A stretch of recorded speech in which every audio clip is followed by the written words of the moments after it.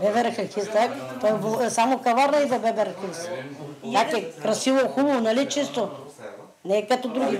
Дженки Полска, bardzo Дженки Полска. Много благодаря на полските власти, местни и централни, че дават възможност всеки, който му се работи, да печели.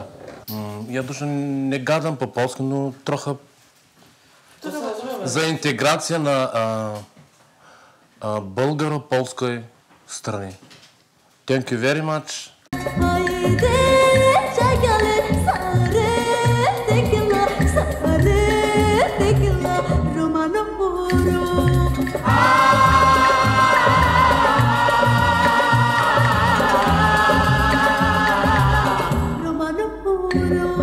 Аз да спочна, аз изкарах първо, аз да минах първо. Да, ама първи. Първи при комунизма аз да минах там. Четирият там бях. Направих една обиколка, разбрах какво става, един полек ми показва пътя е малко. Втори ден вземах си жената, и търговията. И къде там, къде в Полша? Познах, аз в Варшава бях първо. От Варшава купувах стока и идвах и го продавах. При комунизма нямах страх тогава. Не е страх от полите. Кой ще му прави? Ще ми взема стоката дълго, кой ще прави? Как ще провести? Това е така те беше.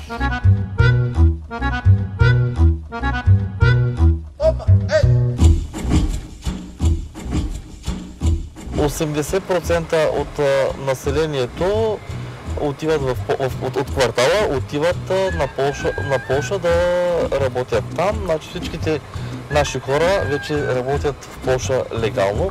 Имат регистрирани фирми в Полша, където си плащат данъците.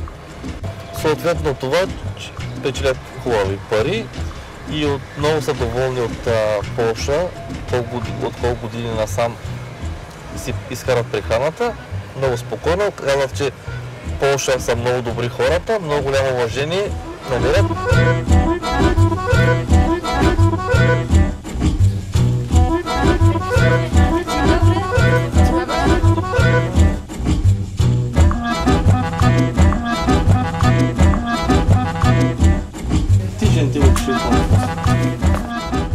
Teraz on tam, co mi położył, on mi powie tam wszystko.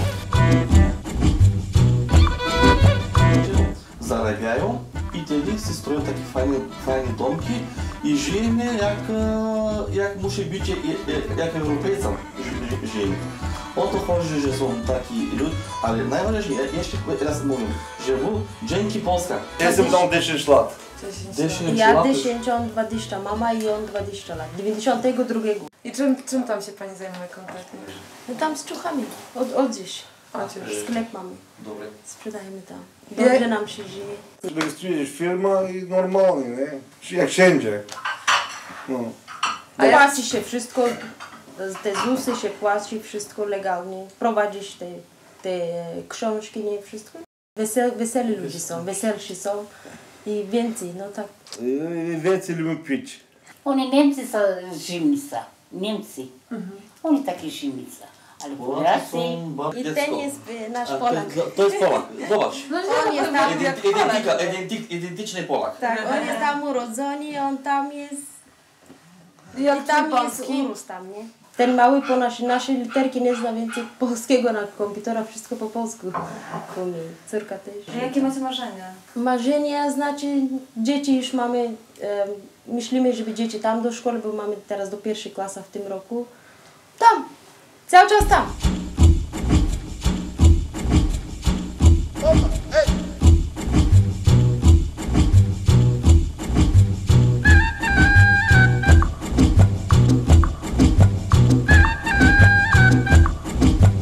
Интелигенцията на квартала, интелигентните хора са навънка. В смисъл, тук са вече старите хора, стари хора, децата, които не могат да си позволят да изяват навънка, разбирате? Така от вас мама и татко живее в Полша.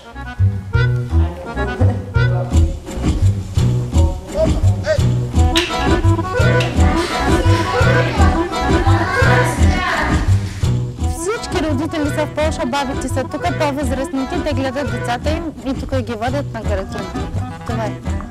Всички са в Полша, там няма хора, не знам дали са ходили в квартала, няма хора, всичко е празно.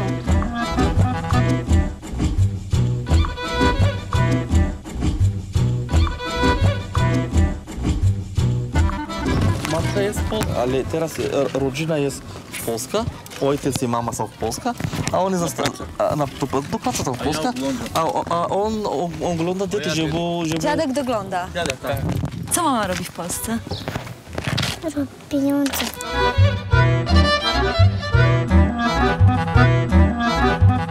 Знаеш ли какво? Те са повече за мен от моите деца. Човек забравя своите деца. Повече се грижа за тях, отколкото за моите деца. И сега моето задължение е да дам всичко от себе си за тях, защото кръв вода не става. Още един път благодаря на Република Полша, че моите хора от Каварна отиват да си изкарват хляба, защото в България в Каварна няма работа. И благодаря на полското правителство за това, че приемат нашите хора с добра душа и се отнасят към тях като равни. Живи и здрави да са полския народ. И винаги да са така добри. Защото ние оттам получихме реалната интеграция на ромското население.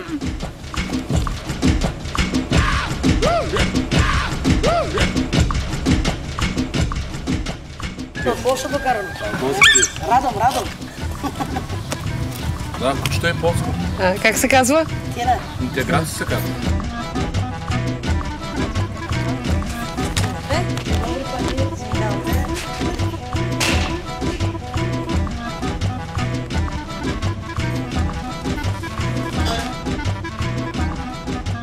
Mamy taki oddział, który pracuje tutaj z naszych Romów, którzy tu pracujemy. Zawsze codziennie od 8 do 5 godzina on tutaj jest, który na przykład jeśli mają jakieś problemy, proszę pana Sebastianu, tak mamy problemy, on mówi na przykład dobrze, ja tam załatwię.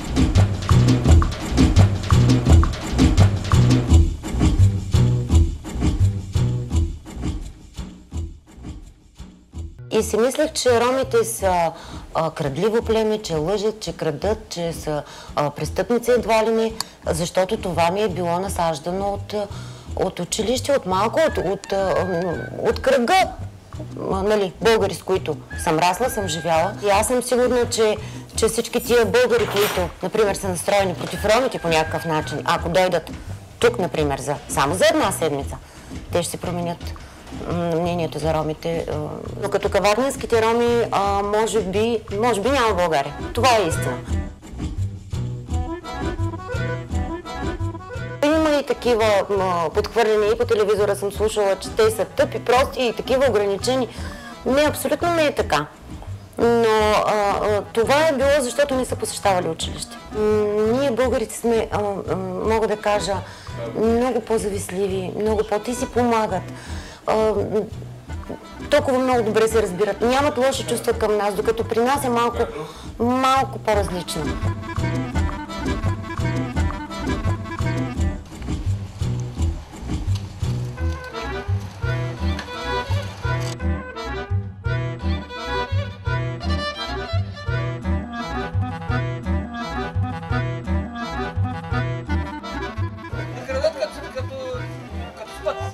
Каварненските цигани не са такива, като в Пловдив и София. Нашите са, имаме се с тях. Но ние българите сме с малко по-друго самочувствие. Ние няма да се унижим. Може гладно да стоим, но няма да се унижим. Но те отиват и скарват си. По-добре, че отиват така, отколкото на града.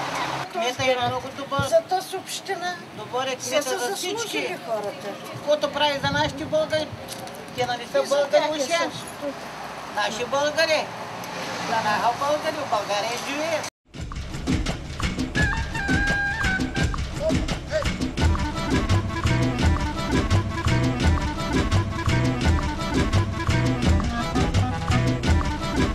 този менталитет, това, което се формира в тях от това, което е в Полша като менталитет, като култура, като история, традиции, е нещо, което много им помага в България. Ние все пак сме южен народ, малко сме с по-други порядки.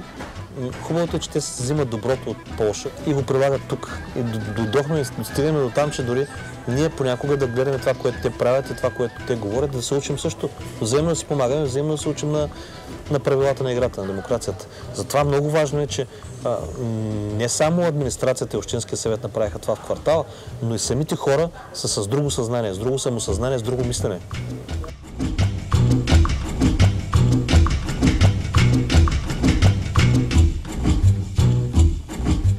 Това беше тук сметище. Значи от сметище направихме виж циганите да го направиха един хубав квартал. Ние ги разравихме като парцели, общината прави тротуарите, асфалтирането, мръсния канал, централно газ, към 1000 лева и 500 квадрата.